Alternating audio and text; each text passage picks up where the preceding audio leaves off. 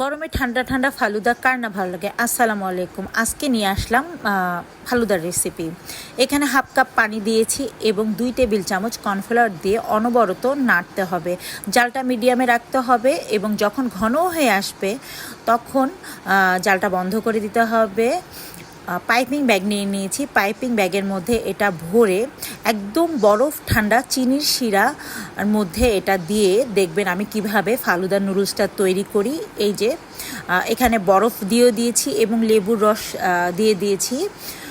এই সুগার মানে চিনি শিরাটা কিন্তু একদম বরফ ঠান্ডা। আর এই যে গরম গরম থাকতেই কিন্তু এই কাজটা করতে হবে, কারণ এটা ঠান্ডা হয়ে গেলে বেশি শক্ত হয়ে যাবে, তখন নুডলস তৈরি হবে না।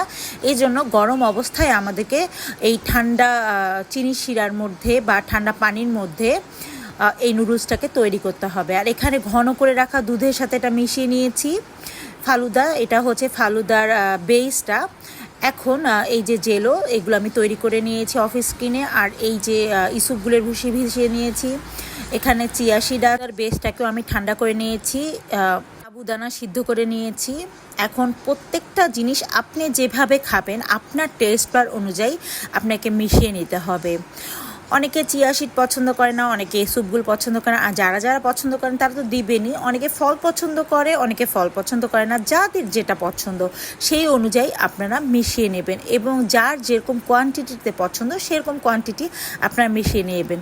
আসলে এটা প্রত্যেকটা মানুষের নিজস্ব স্বাদের উপর ডিপেন্ড করে আপনারা কি খেতে পছন্দ করেন।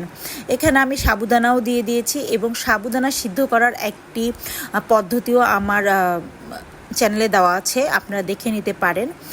এখন আইস কিউব দিতে হবে বেশি করে, আপনারা যেটুকু ঠান্ডা খান, কারণ ফালুদা কিন্তু অ্যাকচুয়ালি ঠান্ডা খেতেই বেশি ভালো লাগে। এখানে আমি ঠান্ডা করে নিয়েছি, ফালুদার বেসটাকেও অনেক ঠান্ডা করে নিয়েছি।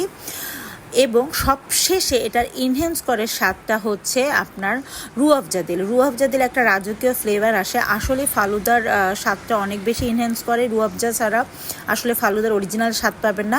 এই যে তৈরি হয়ে গেল ফালুদা। ভিডিওটি ভালো লাগলে অবশ্যই লাইক কমেন্ট শেয়ার দিয়ে পাশে থাকবেন।